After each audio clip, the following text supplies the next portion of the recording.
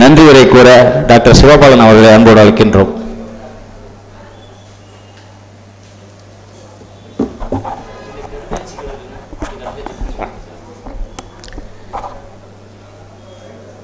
எங்களுடைய அழைப்பை ஏற்று இடைவிடாத அலுவலக பணி அது இல்லாமல் இந்த மாதிரியான நிகழ்ச்சிகளுக்கு முன்னாடியே ஒத்துக்கொண்டபடி தலைவாசல், அதுக்கப்புறம் இங்கே திருச்சிக்கு, நாளை தஞ்சாவூர், இப்படி தொடர்ச்சியாக நம்முடைய விவசாய மேம்பாட்டுக்காக, விவசாயிகளுடைய மேம்பாட்டுக்காக, இன்னும் சொல்லப்போனால் அவருடைய பதிவு, அவருடைய குழுவில் நானும் இருக்கிறேன். நைட்டு 12 மணிக்கும் போடுறாங்க, மெசேஜ் போடுறாங்க, காலையில் 4 மணிக்கும் போடுறாங்க. செய்தி அந்த விவசாயிக்கான சந்தேகத்தை அப்பப்போ தீக்கணும். அன்னன்னைக்கு அந்த என்ன நிறைய தலைமைச் செயலகத்தில் இருக்கிறதுனால நிறைய வேலைப்பளு இருந்தாலும் நான் கூட அவர்கிட்ட கேட்டிருக்கேன், எப்படி சார் நேரம் ஒதுக்கி போடுறீங்க? இல்லை ட்ராவல் பண்ணும்போதே அதை படிச்சுட்டு அதுக்குரிய கேள்விக்குரிய சந்தேகங்கள் முடிஞ்ச அளவுக்கு அதுக்கு உடனுக்குடன் சொல்லணும் அப்படிங்கிற அந்த அளவுக்கு ஒரு அர்ப்பணிப்பு உணர்வோடு இருக்கக்கூடிய நம்முடைய ஐயா அவர்களுக்கு நம்முடைய கரவொலி எழுப்பி நம்முடைய பாராட்டுகளை வாழ்த்துக்கிறோம். நம்முடைய தமிழக விவசாயிகளுக்கு அவர் எங்கள் ஊர், அதனால் நானும் ஒரு தடவை கைதட்டிக்கிறேன். ஆமாம், அது நம்முடைய தமிழக விவசாயிகளுக்காக ஒரு செலவில்லாத, ஒரு சிக்கனமாக செலவில்லாமல் செலவை குறைக்கும் வகையில் ஒரு நீடித்த நிலையான வேளாண்மையை சொல்லிக் கொடுக்கக்கூடிய ஒரு பிதா மகனாக நம்மளுடைய ஐயா இங்கே வந்திருக்கிறாங்க. அதெல்லாம் எங்களுக்கு ஒரு பெருமை. எங்களுடைய இந்த நிகழ்ச்சிக்கு ஒரு முத்தாய்ப்பாக அமைந்தது உங்களோட உரை என்று சொன்னால் அது மிகையல்ல. அந்த வகையில் இந்த செய்தியை இன்னும் ஒரு சமூக வலைதளங்கள் மூலமாக நீங்கள் கற்றுக்கொண்ட விஷயங்களை நம்ம விவசாயிகளெல்லாம் பகிர்ந்து வாட்ஸ்அப்பில் போடுங்க. நீங்கள் உங்களுடைய ஒரு ஐயா சொல்லி அல்லது நீங்கள் எங்கேயோ கேள்விப்பட்ட ஒரு விஷயம் உங்களுக்கு அது வெற்றி அடைஞ்சதுன்னா அதை 4 பேருக்கு சொல்லுங்கள். இந்த 4 பேர் 40 பேருக்கு சொல்லுவாங்க. இப்போ நல்ல விஷயம் சமூக வலைதளங்கள் மூலமாக போய் சேர வேண்டும். இன்றைக்கி இருக்கக்கூடியது நம்ம ஒரு தனிநபர் ஒரு 20-30 குழுவில் இருக்கிறாங்க. அந்த 20 குழுவில் தினசரி ஒரு குழுவுக்கு ஒரு காலையிலேருந்து சாயந்தரம் வரைக்கும் 40-50 மெசேஜ் வருது. ஆனால் எந்த அளவுக்கு உபயோகமான செய்திகள் வருதா அப்படின்னு நம்ம கேட்டுக்கணும். அந்த உபயோகமான செய்தியை மட்டும் பாருங்கள், அதை மட்டும் ஃபார்வர்ட் பண்ணுங்கள். எல்லாத்துக்கும் ஃபார்வர்ட் பண்ணுறதை நிறுத்துங்க. சமூக வலைதளத்தை அந்த சமுதாய நோக்கத்தோடு இல்லை நம்ம விவசாயங்கிறனால விவசாயம் சார்ந்த செய்திகளை மட்டும் அதிகமாக பரப்புங்கள், நல்ல செய்திகளை கொண்டு போய் சேருங்கள் அப்படிங்கிற வேண்டுகோளோடு நிறைவு பகுதிக்கு வந்திருக்கிறோம். இன்றைய நிகழ்ச்சிக்கு நிறைவு பகுதி. அதற்கு முன்னதாக வருகின்ற ஆகஸ்ட் 24, 25 சனி ஞாயிறு நம்முடைய சத்திரம் பஸ் ஸ்டாண்ட் கலைஞர் அறிவாலயம் இருக்கக்கூடிய தாஜ் மண்டபம், தாஜ் கல்யாண திருமண மண்டபத்தில் ஒரு விவசாய கண்காட்சி நடக்க இருக்குது. விவசாய கண்காட்சியில் விதை முதல் விளைச்சல் வரை இருக்கக்கூடிய அனைத்து விவசாயம் சார்ந்த தொழில் நிறுவனங்கள்லாம் ஒரு அரங்குகள் அமைக்க போகிறாங்க. நம்முடைய பாரம்பரிய சிறுதானியங்கள், அரிசி வகைகளும் அங்கே காட்சிப்படுத்தப்பட்டிருக்கோம். அதனால் அந்த நிகழ்ச்சிக்கு உங்களோட மீண்டும் அன்போடு வரவேற்கிறோம். அந்த நிகழ்ச்சியில் நம்ம சந்திக்கலாம். 24 தேதியை குறிச்சிக்கங்க. ஆகஸ்ட் 24, 25. இடம் சத்திரம் பஸ் ஸ்டாண்டு கிட்ட, திருச்சி சத்திரம் பஸ் ஸ்டாண்டு கிட்ட கலைஞர் அறிவாலயத்துக்கு எதிர தாஜ் திருமண மண்டபம். அதனால் நம்முடைய விவசாய பெருமக்களுக்கு செய்தி சொல்லுங்கள். ஆகஸ்ட் மாதம் அந்த நிகழ்ச்சியில் அடுத்த நிகழ்ச்சியாக அதை சந்திப்போம்.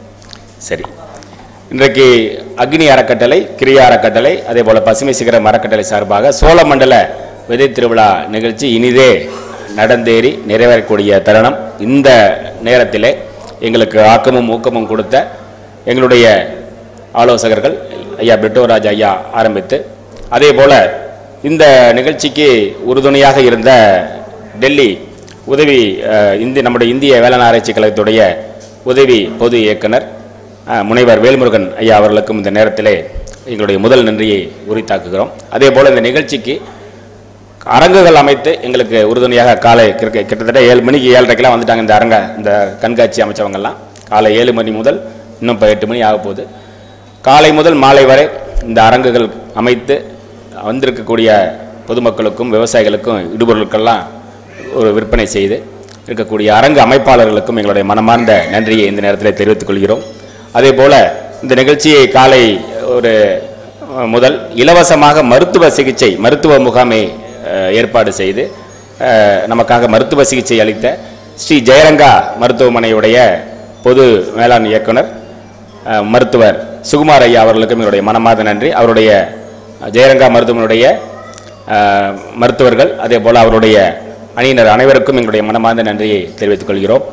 அதே போல் இந்த நிகழ்ச்சி சிறப்பாக நடைபெற ஒத்துழைத்த ஊடக நண்பர்கள், காலையிலே வந்திருந்த அச்சு ஊடகம், அதே போல் தொலைக்காட்சி ஊடகம் அனைவருக்கும் எங்களுடைய மனமார்ந்த நன்றியை தெரிவித்துக் கொள்கிறோம். அதே போல் இந்த நிகழ்ச்சி காலையிலிருந்து மாலை வரை நடந்தாலும் கூட எங்களோடு ஒவ்வொரு நிகழ்ச்சிக்கும் எங்களுக்கு ஒரு ஊக்கம் கொடுக்கக்கூடிய நம்முடைய ஹோட்டல் தமிழ்நாடு, நம்முடைய தமிழ்நாடு ஹோட்டலுடைய மேலாளர் சுந்தர் சார் அவர்களுக்கும் அவருடைய அணியினர் அவர்களுக்கும் எங்களுடைய மனமார்ந்த நன்றியை தெரிவித்துக் கொள்கிறோம். இந்த நேரத்தில் இதற்கு எல்லாவற்றுக்கும் மேலாக இந்த நிகழ்ச்சி நடைபெறப் போவதை நாம் எங்கேயும் ஃப்ளெக்ஸ் அடித்தோ எங்கேயும் பேப்பர்லையோ எந்த விளம்பரமும் கொடுக்கல. நாங்கள் நம்பினது விவசாயிகளை மட்டும்தான். விவசாயிகளை நம்பி வாட்ஸ்அப் செய்தியாக தான் நம்ம செய்திகளை அனுப்பிச்சோம். இந்த வெறும் வாட்ஸ்அப் செய்தி இந்தந்த நிகழ்ச்சி இந்தந்த நேரத்தில் நடக்குது, காலையில் மருத்துவர் பேச போகிறாங்க, சாயந்தரம் ஐயா பேச போகிறாங்க அப்படிங்கிற தெரிவித்தது அந்த சமூக வலைதளங்கள் மூலமாக தான். ஆனால் விழுப்புரத்தில் ஆரம்பித்து திண்டுக்கல், இந்த பக்கம் புதுக்கோட்டை, பெரம்பலூர், அரியலூர், கள்ளக்குறிச்சி, இப்படி ஈரோடு, இப்படி பல்வேறு மாவட்டங்கள்ல இருந்து காலையிலே வந்துட்டாங்க. காலையில் 7 மணி நாங்கள் வரும்போதே அவங்களும் வந்துட்டாங்க. அந்த அளவுக்கு ஒரு விவசாயத்தை ஒரு முனைப்போட செய்யணும் அப்படிங்கிற விவசாயிகள் இருக்கிறது எங்களுக்கெல்லாம் நம்பிக்கை அளிக்குது. இன்னும் ஒரு படி மேலே போகணும். அடுத்த நிகழ்ச்சி ஒரு நாள் நிகழ்ச்சியில் 2 நாள் நிகழ்ச்சியாக நடத்தலாமா, ஒரு ஒரு மாதத்துக்கு ஒரு நிகழ்ச்சியாக நடத்தலாமா அப்படிங்கிற ஒரு நம்பிக்கை எதனால் வருதுன்னா, உங்களை மாதிரி விவசாய பெருமக்கள் இந்த நிகழ்ச்சிக்கு வருகை தந்து இவ்வளோ நேரம் காத்திருந்து உங்களுடைய சந்தேகங்களை கேட்டுக்கிட்டீங்க. வெவ்வேறு மாவட்டங்களிலிருந்து இதற்காக நேரம் ஒதுக்கி வந்திருக்கிறீங்க. அதெல்லாம் எங்களுக்கு ஒரு மட்டற்ற மகிழ்ச்சி. உங்கள் விவசாய பெருமக்கள் அனைவருக்கும் எங்களுடைய நெஞ்சார்ந்த நன்றியை இந்த நேரத்தில் பதிவு செய்கிறோம். இந்த முனைப்பு, இந்த நம்பிக்கை இருந்தால் போதும், எவ்விதமான ஒரு பிரச்சனையும் சமாளிக்க முடியும். கஜா புயல் வந்தபோது நம்ம கலங்கலை, திருப்பி ஓடிக்கிட்டு தான் இருக்கோம். அதே போல் இந்த பூச்சி, இந்த நோய், நம்ம சொல்லப்போனால் நம்ம தான் இந்த பிரபஞ்சத்தில் பூமியில் கடைசியாக வந்த ஆட்கள். நமக்கு முன்னாடி இருந்த 8 கோடி வருஷத்துக்கு முன்னாடியே பூச்சியெல்லாம் வந்துருச்சு. அப்போ இந்த பூச்சி நோயை சமாளிக்கக்கூடிய, அதை எதிர்த்து என்ன செய்யலாம்ங்கிற விஞ்ஞானம்லாம் வளர்ந்தா கூட இன்றைக்கும் இயற்கையை தயவை நம்பி தான் நம்ம இருக்கிறோங்கிற அடிப்படை விஷயத்தை மட்டும் நம்ம புரிஞ்சுக்கணும்.